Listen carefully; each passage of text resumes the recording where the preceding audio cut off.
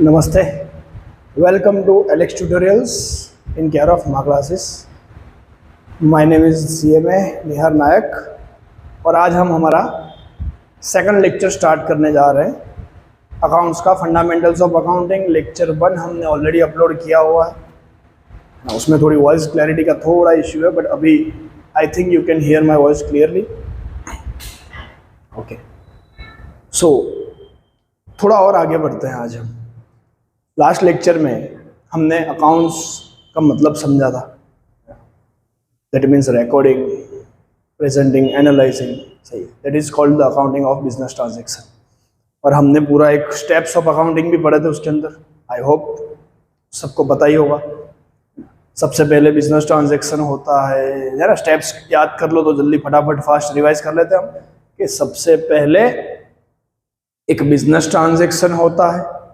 Sir business transaction मतलब, हाँ business transaction मतलब हम वो भी पढ़े थे कि it must be an economic transaction, whether it can be for cash और credit, it is fine. Economic transaction होना चाहिए, मतलब it should be measured in terms of money, तभी हम उसको बिजनेस ट्रांजैक्शन बोल सकते हैं। ठीक है, उसके बाद हमने वो भी देखा था कि बिजनेस ट्रांजैक्शन होता है तो हर बिजनेस ट्रांजैक्शन की एक रिसिप्ट होनी चाहिए, एक वाउचर जैसा होना चाहिए। जब एक रिसिप्ट होगी, एक वाउचर होगा, उसी के बेसिस पे एक प्रूफ बोलते हैं हम उसको ना, वाउचर बनेगा। और वाउचर को हमने शायद लिखा भी था कि that is the very first document, that is the first record नहीं बोल सकते, that is the first document of any business transaction, जिसके बेसिस पे, वाउचर के बेसिस पे जर्नल एंट्रीज होती है। हमने वो भी पढ़ा था, बात हुई थी हमारी। Okay, after journal entries, that journal entry की पोस्टिंग हम करते हैं लेजर अकाउंट्स में। लेजर अकाउंट्स के बाद बनता है सबके क्लोजिंग बैलेंस, जिससे हम बनाते हैं ट्रायल बैलेंस। और ट्रायल बैलेंस के बाद हम पहुंचते हैं हमारे फाइनल अकाउंट्स में, और फाइनल अकाउंट्स में हम बनाते हैं कुछ हमारे अकाउंट्स, जिसको हम बोलते हैं trading accounts, profit and loss account, balance sheet, etcetera. सही है, 3 चीज़ें मेजोरिटी बनती है। उसके अलावा भी है, आप किसका बना रहे हो उसके ऊपर डिपेंड करता है। ठीक है, अकाउंटिंग किसका कर रहे हो उसके ऊपर डिपेंड करता है, but that we can discuss a later. अभी हमको जब शुरुआत, जस्ट बेसिक्स पे हम घूम रहे हैं, तो बेसिक्स पे और थोड़ा आगे जाते हुए हम बात करते हैं, आज कुछ इंपॉर्टेंट टर्म्स की बात करते हैं। जर्नल एंट्री पे जाना है मुझे। लास्ट टाइम मैंने आपको बिजनेस ट्रांजैक्शन डिटेल में समझाया था, और हर बिजनेस ट्रांजैक्शन का एक वाउचर होगा, वो हमारी बातें हो चुकी है उधर तक। बट वाउचर के बाद मुझे करनी होगी जर्नल एंट्री। तो जर्नल एंट्री हम सीखें, एक बेसिक इंट्रोडक्शन लेवल पे ही मैं पढ़ा रहा हूँ, क्योंकि उसके बाद हमको फाइनल अकाउंट्स पे जितना हो सके उतना जल्दी पहुंचना है। ठीक है, तो अभी हम बात कर रहे हैं जर्नल एंट्रीज। तो जर्नल एंट्री करने के लिए मुझे पहले तो अकाउंट के कुछ बेसिक टर्म्स पता होने चाहिए, क्योंकि जिसके बेसिस पे मेरे जर्नल एंट्री के रूल्स डिपेंड करते हैं। तो जब तक आपको वो बेसिक मीनिंग्स नहीं पता होंगे, तब तक थोड़ा समझने में तकलीफ होगी। तो अभी हम पढ़ रहे हैं बेसिक्स ऑफ अकाउंटिंग, तो बेसिक से ही शुरू किया है हमने। तो आज थोड़ा और बेसिक पे जाके कुछ उसके पिक्यूलियर टर्म्स, या फिर we can say it's important terms को पढ़ लेते हैं ना। There are few important terms of accounting. मैंने कुछ वर्ड्स के नाम ऑलरेडी लिखे हुए हैं, ऐसा ही नहीं कि इतने ही है, इसके अलावा भी हम 3-4 वर्ड्स और पढ़ेंगे। एक्चुअली बहुत सारे होते हैं, बट जितने ज़्यादा ज़रूरी है वो उसके ऊपर हम फोकस करते हैं। सही है, हर जगह पे बेनिफिट मिलेगा। जिन्होंने 11-12 अच्छे से किया है उसको तो सब पता हो सकता है, बट कोविड की सिचुएशन में शायद ना किया हो, कुछ मिस कर दिया आप लोगों ने, तो इससे थोड़ा क्विक रिकैप हो जाएगा, या फिर जिसने किया है उसके लिए भी क्विक रिवीजन जैसा हो जाएगा। ठीक है, लेट्स गो अहेड। सबसे पहले मैंने लिखा है असेट्स। पहले पढ़ लेता हूँ कितने वर्ड्स मैंने आज लिखे हैं। Assets, expenses, capital, liability, drawing, income. Board पे अभी इतनी जगह है, और जगह है उधर और कुछ लिखा है, बट मुझे इसके अलावा भी 3-4 वर्ड्स और समझाने हैं। डेटर, क्रेडिटर हम समझेंगे, ट्रेड डिस्काउंट, कैश डिस्काउंट हम समझेंगे। ठीक है, उसके बाद हम जर्नल एंट्री पे मूव करेंगे। तो अभी पहले इतने की बात कर लेते हैं। Let's start with the assets. किसको कहते हैं असेट? किसी को भी पूछूं जो भी पढ़ा लिखा है थोड़ा बहुत, वो उतना तो पक्का बता देगा कि सर असेट्स मतलब, हमको पूछो हमको पता है। ठीक है, जैसे कि एग्जाम्पल दे दोगे आप, जैसे कि बिल्डिंग, मशीनरी है। ठीक है, ये तो हमारी असेट होगी, आपको पता है, क्योंकि फर्नीचर है, बिल्डिंग है, मशीन है, प्लांट है, वो सब नाम सुने हुए हैं हमने अच्छे से, और वो सब हमारे लिए होती है असेट्स। That's fine. बट हम क्या जानना चाहते हैं कि असेट्स कौन सी किस एक्सपेंस को, मतलब मैं किस खर्चे को मैं असेट मानूंगा और किस खर्चे को खर्चा मानूंगा। समझ में आ रहा है क्या पूछना चाह रहा हूँ?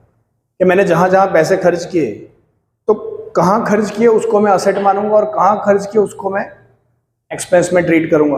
वो दो डिफरेंस हमको समझना जरूरी है कि एकदम बंदा कभी आज तक अकाउंट पढ़ा नहीं तो उसको तो पता ही नहीं होता कि असेट क्या है। आप लोग पढ़ चुके हो इसलिए आप सोचते हो कि मुझे तो आता है। असेट्स की हम बात कर रहे थे, सिंपल लैंग्वेज में जिसको समझना हो हमको, तो हम उतना बोल सकते हैं कि कोई भी वैल्यू, मतलब आप पे करोगे या रिसीव करोगे, रिसीव तो नहीं, आप जब भी पे करोगे, ठीक है, किसी की भी वैल्यू मतलब हम बात कर रहे हैं उसकी अमाउंट की, ठीक है। कोई भी अमाउंट का बेनिफिट आप अगर फ्यूचर में ले सको, उसको हम असेट बोलते हैं। मैंने बोला कोई भी वैल्यू या अमाउंट का बेनिफिट अगर आप फ्यूचर में लेने वाले हो उसको हम बोलते हैं असेट। और फ्यूचर दैट डजंट मीन कि 1 साल बाद ही होना चाहिए, है ना। आज मैंने कोई ना कोई पेमेंट दिया, उसका बेनिफिट अगर मुझे कल मिलने वाला होगा तो आज के लिए वो मेरी असेट है। आप टू व्हीलर पे घूमते हो, है ना, तो आप वो टू व्हीलर का एक्सपेंस हमने आज किया, हमने उसको एक्सपेंस तो नहीं माना ना। क्यों? क्योंकि उसका बेनिफिट हम लेते रहेंगे कई सालों तक, सही है ना। जितने सालों तक मुझे बेनिफिट मिलेगा तो इसलिए फ्यूचर में मिलेगा, आज नहीं मिलेगा, फ्यूचर में मिलेगा, तो वो मेरी हो जाएगी असेट। समझने में आसान एग्जाम्पल पढ़ लेता हूँ मैं एक बार फटाफट। एक है बिल्डिंग, एक है मशीन, दूसरा मैंने लिखा है क्रेडिट सेल, तीसरा मैंने चौथा मैंने लिखा है कैश। बाकी दो की बात बाद में करता हूँ। पहले बिल्डिंग और मशीन, ये तो सर समझ में आ ही जाता है क्योंकि इन दोनों का बेनिफिट तो आप 12 मंथ के भी बाद लोगे, अभी भी लेना नहीं है आपको, सही है, आज भी नहीं, मतलब मोर देन 1 ईयर तक उसका बेनिफिट आपको मिलता रहेगा, तो वो तो मेरी असेट है ही है। बच्चों असेट्स के भी टाइप्स होते हैं, ठीक है, वो बात अभी नहीं कर रहा मैं, बट पहले आज सिर्फ मुझे शब्द का मतलब समझना था, तो हम समझ रहे हैं, ठीक है। The value of benefit which can be taken in future is called as asset, whether it can be called as building, machine, दोनों है। मैंने लिखा क्रेडिट सेल, कैश तो समझ में आता है, आज हमारे जेब में है, कल काम आएगा, बाद में काम आएगा, कभी भी काम आएगा। क्रेडिट सेल की मैं बात कर रहा हूँ बच्चों, सेल कर दिया, सेल तो सुनने में पता है आपको क्या होता है सेल मतलब, तो सेल करते हो तो मेरी इनकम होनी चाहिए एक्चुअली देखा जाए तो। सर वो इनकम तो है ही, मैं ऐसा नहीं बोल रहा मेरी इनकम नहीं, बट अगर मैंने क्रेडिट सेल किया तो वो अमाउंट मुझे अभी के अभी तो नहीं मिलेगी ना, हाँ बाद में मिलेगी। तो बेनिफिट कब मिल रहा है? बाद में, सही है। अगर उसका बेनिफिट बाद में मिल रहा है तो उस क्रेडिट सेल को भी मैं मेरी असेट ही मानूंगा, सही है। ऐसा मत बोलना कि इनकम नहीं मानेंगे, इनकम मानेंगे बॉस, उसका रूल अलग है, बट हाँ वो मेरी असेट भी होगी। All good, asset hope so आपको क्लियर हो गया होगा। तो हम आगे बढ़ते हैं एक्सपेंस की ओर, ठीक है, एक्सपेंसेस की ओर। एक्सपेंसेस बोलोगे तो आपको वो भी पता तुरंत चल जाएगा, सर डेली बेसिस पे जो हम एक्सपेंसेस करते रहते हैं, खर्चा करते हैं, वो सब खर्चा ही है। हाँ जरूर, वो तो है ही, हम जो करते हैं वो तो है ही। हम अब बात कर रहे हैं कंपनी की, बिजनेस की, तो कंपनी का और बिजनेस का जो रेगुलर एक्सपेंसेस होता है उसको आप एक्सपेंसेस में ट्रीट कर सकते हो, बट इतना बोलना काफी होगा नहीं। हम सिर्फ असेट में जैसे लिखा है उसी के बेसिस पे एक्सपेंसेस को भी समझने की कोशिश करते हैं कि जिसकी वैल्यू, मतलब नाउ एवरीवन नोज वैल्यू का मतलब क्या होगा, अमाउंट का बेनिफिट अगर ध्यान से इधर ही चेंज है, ऑलरेडी टेकन, क्या लिखा है मैंने, जिसकी वैल्यू का बेनिफिट ऑलरेडी टेकन हो, मतलब हमने ले चुके हैं पहले से, that is called as an expense. But example के तौर पे कुछ लिखा है मैंने इधर, rent, electricity, legal fees, okay, बहुत सारी चीजें लिखी, एटसेट्रा कर दिया क्योंकि उसके अलावा बहुत कुछ आएगा, बट हमने 2-3 एग्जाम्पल के तौर पे ले लिया। Rent paid, electricity expense, legal fees. अभी हम लेवल पे पहुंच गए एक्सपेंसेस के, ध्यान देना। अभी एग्जाम्पल के तौर पे हम बात करते हैं कि हम रेंट की बात करते हैं, ठीक है बच्चों। रेंट हम कोई प्लेस यूज कर रहे हैं या फिर मशीन यूज कर रहे हो या कुछ भी हो सकता है रेंट पे, तो जब भी हम रेंट पेड मैंने लिखा है, बट उसकी जगह पे वर्ड मेरे को शायद चेंज करना चाहिए, पेड की, तो पेड की जगह पे हम पेएबल लिखे तो ज़्यादा सुटेबल रहेगा। कि जो रेंट मुझे देना है उस रेंट को मैं एक्सपेंस मानूंगा, बट रेंट देना है कब देना होगा, मैंने जब वो जगह यूज कर ली होगी तब। कि आप 1 महीने के लिए कोई रूम में रह रहे हो या फिर कोई फैक्ट्री रेंट पे है, जैसे ही 1 साल 1 महीना कंप्लीट होगा, नॉट साल, 1 महीना जब कंप्लीट होगा, 1 मंथ आप कंप्लीट कर लोगे, उसका मतलब क्या हो जाएगा, उसका बेनिफिट इज ऑलरेडी टेकन। जैसे आपने वो 1 मंथ कंप्लीट कर लिया, वैसे ही वो रेंट मेरा क्या हो गया, एक्सपेंस, पेएबल मैंने लिखा है। मैं कब से बोल रहा हूँ कि पेएबल पेएबल, फायदा ले लिया हो गया एक्सपेंस। बट आप सोच रहे होंगे सर पहले पेड लिखा था फिर पेएबल क्यों कर दिया। पेड मतलब जेब में से पैसे भी चले गए, we have already paid the cash, but I am not talking about that you must have to pay to record it in the expenses. जरूरत नहीं है कि पे किया ही हो, पे ना भी किया हो ना तो भी, पे ना भी किया हो तो भी वो मेरे लिए क्या है, expense. Reason, benefit is already taken. तो मैं एक चीज इधर लिख सकता हूं कि वेदर इट इज पेड और नॉट, समझ जाओगे आप कि जो भी खर्चा हुआ है, मैंने पे किया हो कि नहीं किया हो उससे फर्क नहीं पड़ता, मेरा एक्सपेंस जरूर है, जरूर है। ठीक है, चलते हैं। अभी पहले पढ़ा हमने असेट, जिसकी वैल्यू का बेनिफिट फ्यूचर में मिले, that is called as an asset. Expenses, जिसकी वैल्यू का बेनिफिट हम ऑलरेडी ले चुके हैं, that amount whether it is paid और not, which is called as expenses. दो चीजें तो सर एकदम फंडामेंटली क्लियर हो गई, बेसिक्स हो तो ऐसा, सॉरी मतलब मजा आ गया पढ़ने में। हम ऐसा बोलते हैं ना कि कैपिटल, सुना होगा आप लोगों ने कैपिटल, ऑब्वियसली सुना है, क्यों नहीं सुना सर। हम जनरली ऐसा पढ़े हैं कि बिजनेस में बिजनेस का ओनर जो भी लेके आए उसको हम कैपिटल बोलते हैं। बचपन में तो वही पढ़े थे सर, है ना। हाँ, एक तो वो भी लिख सकता हूँ मैं, जो आप पढ़े वो भी लिख देते, what ever brings bye owner into business, जिसको मैं कैपिटल बोल सकता हूँ। ओके, सुना था आपने तो पढ़ लिया हमने। बच्चों वॉट एवर लिखा है मैंने, ठीक है। जैसे कि उसका मूड था कैश लाने का, तो कैश कैपिटल हो गई, हाँ क्यों नहीं। उसका मूड था, उसका पुराना स्कूटर पड़ा हुआ है तो वो लाएगा, वो भी असेट है, सॉरी वो भी कैपिटल है, हाँ है। मतलब लिखा तो है, कुछ भी लेके आए जिससे बेनिफिट हो, जिससे बेनिफिट हो, ध्यान देना है उधर ही, एटसेट्रा। कोई भी असेट लेके आया ना वो कैपिटल बन जाती है अल्टीमेटली। ऐसा हो गया, देखो ये कुछ नया नया मिला। कोई भी असेट मतलब वो बिल्डिंग ला सकता है, मशीन ला सकता है, क्रेडिट सेल, सेल मतलब वो जो क्रेडिट सेल मैंने असेट में लिखी वो ला सकता है, कैश ला सकता है, वगैरह वगैरह, बहुत कुछ ला सकता है। जो भी लाएगा वो सब कैपिटल है। बट इतना बोलने से उसका एग्जैक्ट मीनिंग निकल के नहीं आता, कभी कभी मिस हो जाता है, ठीक है, कभी कभी मिस हो जाता है। इसके लिए हम उसको एक और चीज लिखेंगे उसमें, ओके। क्योंकि ये करने से ऐसा हो जाएगा ना, पता है कि कभी कभी क्रेडिट सेल लेके आया, चलो वो तो मेरी असेट थी, दैट्स फाइन। मान लो कि उसने कहीं अपनी पर्सनल लोन लेके रखी है, उसने पर्सनल लोन लिए, लोन, अभी वो लोन भी कंपनी में लेके आ गया। कैसे लेके आ सकता है, जैसे असेट लेके आ सकता है, बोल सकता है आज से ये लोन अभी कंपनी पे करेगी बॉस, वो नहीं पे करेगा, ठीक है। तो वो फिर कैसे कैपिटल हो गई, वो तो अपना जो बोझ था वो कंपनी के सिर पे डाल दिया। इसलिए मैंने बताया कि ये लाइन जो है वो एग्जैक्टली मैच नहीं करती। आप जो सीखे हो सही है बट कुछ हद तक ही सही है, ठीक है। इसके लिए एक और लाइन हम लिख सकते हैं कि share of owner in total assets of the, मैं अभी फॉर्म लिख रहा हूँ, मतलब बिजनेस बोलो फॉर्म, जगह छोटी थी तो बिजनेस की जगह पे फॉर्म लिख दिया, ठीक है ना। वापस पढ़े एक बार, सर पहले वाला समझ गया, दूसरा पढ़ो, हाँ हाँ दूसरा ही पढ़ रहे हैं।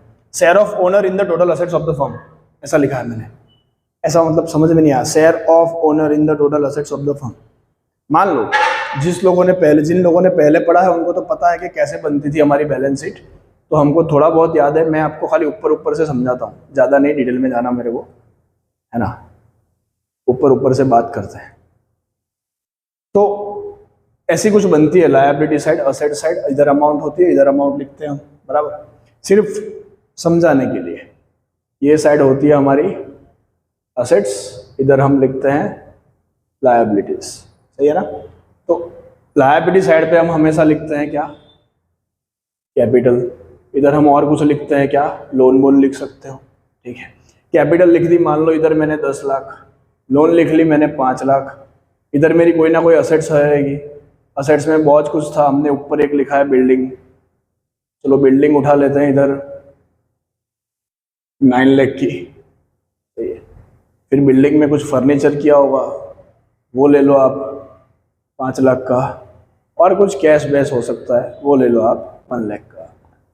तो इधर हो गए 15 लाख, इधर हो गए 15 लाख, सही है। 5 + 1 6 + 9 15, यहाँ सही है। तो हम क्या कहना, अभी अभी जो मैंने लिखा उसकी बात करते हैं ना, दोनों को समझते हैं। पहले मैंने क्या लिखा, what ever brings bye owner into the business capital. But अगर आप, मैं बोलूँ कि ये दोनों चीज ओनर ही लेके आया था, दोनों चीज ओनर ही लेके आया था, ये लोन भी उसकी है, वो पैसे भी उसके हैं, तो वो जब कैपिटल लेके आया 10 लाख, वो पैसे लेके आया या फिर कोई असेट लेके आया, वो सब समझ में आता है कि वो उसका था, तो हम कैपिटल बोलेंगे। बट वो तो लोन भी लेके आया है, तो मैंने उसको अलग से क्यों लिखते हैं हम लोन, उसमें कैपिटल में जोड़ क्यों नहीं दिया, सही है। इसीलिए हर चीज नहीं लिख सकते। उसने वो जो लोन है वो फर्म को एज ए लायबिलिटी के तरीके से दिया हुआ है, ना कि उसके कैपिटल के शेयर के बेसिस पे दिया हुआ है, सही है ना। तो जो लायबिलिटी कोई लेके आता है वो, तो that is not a capital, that is liability, वो बात की बात है। तो इसलिए ये लाइन लिखना थोड़ा सही नहीं होता, लिटिल बिट कंफ्यूजिंग हो जाता है इधर से। बट ये जैसे पढ़ोगे ना, पिक्चर क्लियर हो जाती है कि share of owner in total assets of the firm. Total asset sir कहाँ है, ये रही, उसमें इसका शेयर कितना था, 10 लाख। मतलब जब बिजनेस बंद होगा उसको 10 लाख देना पड़ेगा हमको, और वो 10 लाख कैसे दोगे आप, ऐसे ही कि टोटल असेट्स में से कुछ भी बिकेगा, शायद उसके हाथ में कुछ आए तो उसको दे देंगे। समझ में आ रहा है ना, जरूर। तो वो मांग नहीं सकता कि भाई मेरी बिल्डिंग थी मुझे दे दो। मान लो कि वो बिल्डिंग खुद लेके आया था, बराबर, वो एक बार बिल्डिंग लेके आ गया, वो बिल्डिंग किसकी हो गई अभी, सर फर्म की। हाँ हाँ, फर्म की हो गई, यू गॉट इट राइट। अगर वो बिल्डिंग फर्म की हो गई तो वो वापस वही बिल्डिंग वापस नहीं मांग सकता, उतना याद रखना। वो ऐसा जरूर बोल सकता है कि मेरा शेयर है टोटल असेट में, बट वो ऐसा नहीं कह सकता कि भाई जो बिल्डिंग मैं लेके आया था ना वो मेरे को दे दो, क्योंकि वो अभी उसकी नहीं रही ना, ओनरशिप हो गई फर्म की या बिजनेस की। Okay, I think you got it properly, सही है।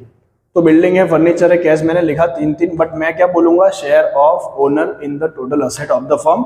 मतलब ओनर का जो शेयर है टोटल असेट में, जो 15 लाख टोटल असेट है उसमें ओनर का शेयर है 10 लाख, तो वो उसकी कैपिटल मानी जाएगी। तो ज़्यादा अच्छी तरीके से कैपिटल समझना होना तो हम इसको समझ सकते हैं, ना कि ऊपर वाले को, ठीक है। सर कैपिटल समझ गए, लगे हाथ लायबिलिटी भी समझा दो, क्यों नहीं, उसी के लिए तो मैं आया हूँ, नहीं तो पढ़ाते क्यों थे। तो लायबिलिटी लगे हाथ समझा देते हैं, ये तो समझ गए। हम इसी लाइन के हिसाब से लायबिलिटी को समझेंगे, इसीलिए साथ साथ में लिखा है हमने। मैंने उधर लिखा था शेयर ऑफ ओनर, अभी लिख रहा हूं मैं share of outsider. Sir outsider लिख दिया आपने, हाँ, या फिर ऐसा भी लिख दो ना, थर्ड पार्टी, मालिक और बिजनेस के अलावा जो भी हो, ठीक है। शेयर ऑफ आउटसाइडर और third party in total assets of the firm, इसको बोल सकते हो आप, ठीक है। लायबिलिटी बहुत आसान समझ में आ रहा है। सर इधर लिखी थी ना लोन, हाँ समझ लो कि बैंक की लोन है, फर्म ने बैंक से लोन ली थी। बैंक कौन है, थर्ड पार्टी, आउटसाइडर। अभी वो भी ऐसा बोल सकता है कि वो भी ऐसा, लोन क्यों ली थी हमको, शायद हमने रीजन दिया हो, मान लो कि भाई मुझे ये फर्नीचर लेना था ना, उसलिए लोन ली थी, बराबर, इस लोन के पैसों से मैं फर्नीचर लेके आया हूँ। बच्चों इधर से जो फंड आता है वो इधर ही जाता है, उतना ध्यान रखना, पैसा आएगा नहीं तब तक इधर से कोई असेट आने वाली नहीं है। तो लोन का पर्पस था फर्नीचर लेना, तो बैंक वाला आके ऐसा नहीं बोलता कि भाई जो फर्नीचर है ना मैं ले जाऊंगा, चल ला, पैसा नहीं दिया तूने, ऐसा नहीं कर सकते। वो हमारी असेट्स में से टोटल शेयर मांग सकते हैं, ऐसा नहीं बोल सकते कि जिस असेट के लिए आपने लोन लिया था ना वही मुझे दे दो वापस, क्योंकि हमने तो नॉर्मली कैश में लोन लिया है, ऐसा थोड़ी है कि फर्नीचर उन्होंने दिया था, सही है ना। सो द थिंग इज के शेयर ऑफ आउटसाइडर मतलब बैंक लोन, किसमें शेयर, टोटल असेट्स में, जिसको हम बोलते हैं क्या, लायबिलिटी। सर ऑसम, समझ गए, शेयर ऑफ आउटसाइडर और third party in total asset of the firm. तो इधर आउटसाइडर और थर्ड पार्टी है, इधर ओनर है, उतना याद रखना है। अदरवाइज कंसेप्चुअली सेम दोनों।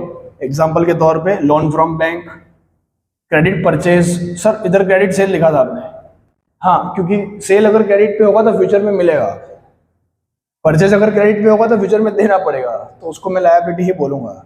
दूसरा एक आता है बैंक ओवरड्राफ्ट करके, ठीक है, लोन जैसा ही होता है, शॉर्ट टर्म के लिए जनरली बैंक ओवरड्राफ्ट लिया जाता है, लेस देन 12 मंथ के लिए जनरली, कि आपके बैंक में जितने पैसे हैं उससे ज़्यादा आप विड्रॉ करोगे तो that can be called as bank OD. और बैंक ऐसी फैसिलिटीज देती है बिजनेस को, और एक पर्सन को भी देती है, आपको लेना हो तो भी शायद मिलेगा, कुछ कंडीशन फुलफिल करनी पड़ती है, ठीक है। तो ये हो गई मेरी लायबिलिटी। सर 3 चीज़ पढ़ ली है, असेट जिसकी वैल्यू का बेनिफिट फ्यूचर में पड़ता है, एक्सपेंसेस, सॉरी 4 पढ़ ली है ना, एक्सपेंसेस जिसकी वैल्यू का बेनिफिट आप ऑलरेडी ले चुके हो, पैसा भले दिया हो के नहीं दिया हो फर्क नहीं पड़ता। Capital what ever brings by the owner into the business, sir वो तो था ही था, बट वो 100% श्योर नहीं था, इसलिए हमने दूसरा लिखा, share of owner in the total assets of the firm. फिर हमने लिखा लायबिलिटी, शेयर ऑफ आउटसाइडर और third party in the total asset of the firm. इतना तो आता है आपको अच्छी तरह से, समझ गए हैं, वेरी गुड, नाइस। तो अभी बचा है ड्राइंग एंड इनकम। पहले ड्राइंग पे चलते हैं। कैपिटल समझ में आ गया तो ड्राइंग समझ में आ गया। कैपिटल में क्या लिखा था, what ever brings by the owner into the business, उसका उल्टा कर दो, what ever withdraw bye owner from the business. Business में से मालिक जो भी उठा के ले जाए उसको हम बोलते हैं ड्राइंग। नहीं भाई, कुछ भी ले जाए तो नहीं बोलते, तो उसको लाइट बिल भरना था फैक्ट्री का, वो कैश उठा के ले गया बैंक से। बच्चों पर्पस मैटर करता है, उसने बैंक से लिया क्यों, कंपनी का लाइट बिल भरने के लिए, तो ठीक है, वो ड्राइंग नहीं है, बिजनेस के लिए ही उठाया ना, तो बिजनेस के लिए एक्सपेंस में जाएगा फिर फ्यूचर में। बट रीजन जो था what ever withdrawn bye owner from business, ये ज्यादा जरूरी है, फॉर पर्सनल यूज। बच्चों पर्सनल यूज की बात कर रहे हैं। पर्सनल यूज मतलब ऐसा बोल दो आपके भाई बच्ची की फीस भरनी थी, सही है, खुद का लाइफ इंश्योरेंस प्रीमियम भरना था, वो सब खर्चे वो उधर से उठा रहा है, सही है। तो ये सब चीजें ड्राइंग के कंसेप्ट में जाएगी। चलो कोई माल वो बाहर मार्केट में बेचता है, वही चीज घर पे भी जरूरत है, तो वो कंपनी में से ही घर के लिए भी माल लेके चला गया, वो भी क्या हो जाएगा, ड्राइंग ही माना जाएगा। समझ में आ गया क्या? सर आ गया है, थोड़ा थोड़ा आ गया है, ठीक है, शायद थोड़ा डिटेल में आ जाएगा, 2-3 बार और देख लेंगे वीडियो आपका, और क्या, सही है। जितनी बार देखोगे क्लैरिटी मिलेगी, समझने में आएगा, बेसिक्स हम पढ़ रहे हैं, ठीक है। अभी बारी है इनकम की, सही है। जैसे एक्सपेंस लिखा था ना इनकम में, वैसा ही कुछ है, बट हाँ थोड़ा अलग है, ओके। ऐसा बोल सकता हूँ मैं, द वैल्यू ऑफ, देखो आप अगर मैन्युफैक्चरिंग बिजनेस में हो तो गुड्स प्रोड्यूस कर रहे होंगे, तो पहले हम उसकी बात करते हैं। वैल्यू ऑफ गुड्स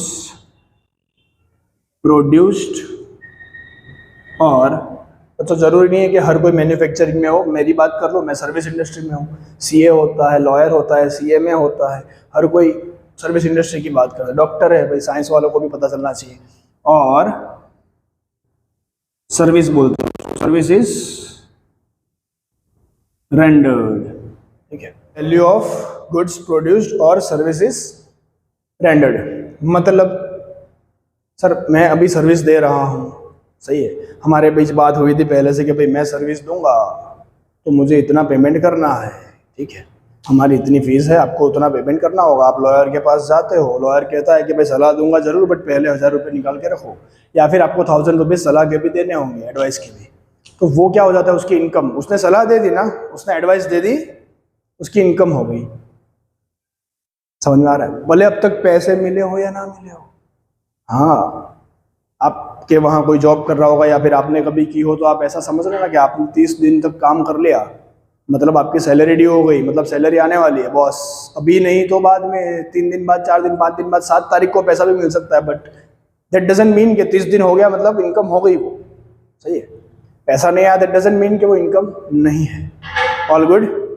हम बिजनेस के पॉइंट ऑफ व्यू से देखेंगे, ऑब्वियसली गुड्स प्रोड्यूस, सिर्फ प्रोड्यूस वर्ड मज़ा नहीं आ रहा, बना देंगे तो इनकम कैसे हो गई, है ना, माई मिस्टेक, गुड्स प्रोड्यूस नहीं होगा, गुड्स सोल्ड होना चाहिए, माई मिस्टेक, सॉरी।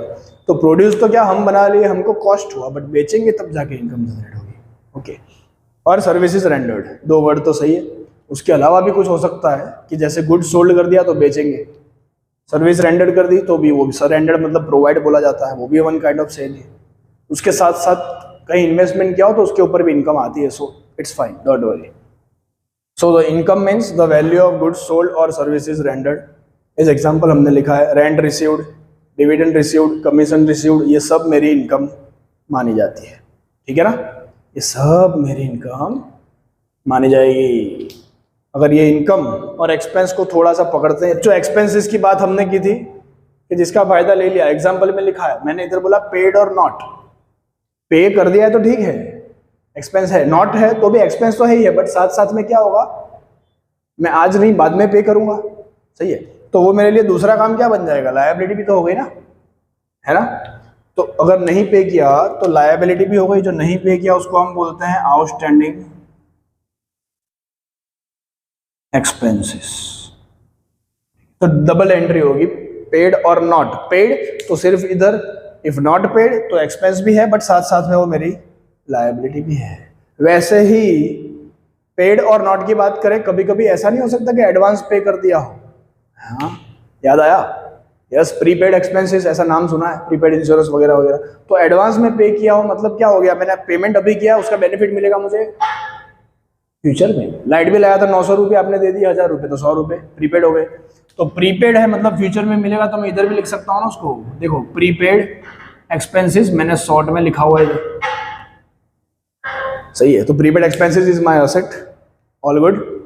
एडवांस में है तो वो एक्सपेंस नहीं है, क्योंकि बेनिफिट नहीं लिया है अब तक, इसलिए मैंने इधर नहीं लिखा है एडवांस, सही है, बेनिफिट ले लिया हो तो ही आता है, बट नहीं लिया और एडवांस में पेमेंट कर दिया आपने तो वो मेरी असेट हो जाएगी, क्योंकि बेनिफिट हम लेंगे भविष्य में। Good sir, very good, perfect, expense में दोनों चीज समझ गए, आउटस्टैंडिंग भी समझ गए, प्रीपेड भी समझ गए। वैसे ही इनकम में आ जाता है, इनकम में भी बच्चों rent received, dividend, commission received वगैरह वगैरह, रिसीव की जगह पे रिसीवेबल लिखोगे बेहतर है, सही है। इसमें भी मैं इतना ले सकता हूँ, इतना लिख सकते हैं कि अमाउंट इज रिसीव्ड और नॉट, वो भी लिख सकते हैं, ऑल गुड।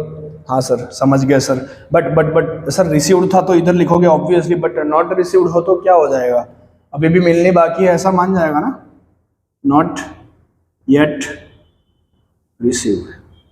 मैंने 30 दिन काम कर दिया सर, 7 दिन बाकी है, 7वीं को सैलरी आ रही है, 7 दिन का जो पीरियड है उस तक, तब तक क्या, तो नॉट येट रिसीव्ड, अगर मिलनी बाकी है तो मिलेगी कब, सोचो कब मिलेगी, फ्यूचर में। बच्चों फ्यूचर में मिलने वाली चीज को क्या बोलते हैं, असेट। तो इधर लिखा है ना इनकम रिसीवेबल, रिसीवेबल मतलब नॉट येट रिसीव्ड, जो मिलने वाली है फ्यूचर में, तो उसको भी मैं असेट बोलूंगा। सर इनकम बोलेंगे, जरूर बोलेंगे, क्योंकि आपने माल बेच दिया या सर्विस दे दी या कुछ भी हो गया, ऐसा एक्टिविटी कर दी है आपने जिसके बदले में इनकम जनरेट हो रही है, तो वो हो गई मेरी इनकम पक्का, बट साथ साथ में असेट भी है, क्योंकि अभी तक मिली नहीं है, बाद में, सही है बच्चों। जैसे इधर मैंने बोला नॉट येट रिसीव्ड, इधर भी बोला था ना हमने नॉट, फिर बाद में मैं एडवांस में ले गया पेड, जैसे ही इधर वही चीज हो सकती है। मैंने अब तक सर्विस नहीं दी, मैंने अब तक सर्विस नहीं दी या माल बेचा नहीं है, बट वो भाई साहब आके मेरे पास एडवांस बुकिंग करवा के गए कि ये लो 500 रुपये, सॉरी छोटी बात कर दी, ये लो 5000 रुपीज़, और छोटी है चलेगा अभी, ये लो 5000 रुपीज़, मुझे आपका माल बुक करना है, मैं बाद में आपके पास से परचेस कर जाऊंगा 2 दिन बाद, बट वो आज बुकिंग करके गया, मतलब एडवांस में मिला, गॉट इट ना। तो एडवांस में अगर इनकम रिसीव हुई है, एडवांस में अगर इनकम रिसीव हुई है तो मुझे अभी भी उसकी सर्विस देना बाकी है, यस, अभी मुझे गुड्स देना बाकी है, यस, तो मेरे लिए वो क्या हो जाएगा, लायबिलिटी भी हो जाएगी ना, ठीक है। तो इधर मैं लिख सकता हूं एडवांस इनकम, ठीक है, सही है, समझ में आया होगा। आप इतना पहले नोट डाउन कर लीजिए, बाकी शब्द हम आप नोट डाउन कर लो, फिर शुरू करते हैं।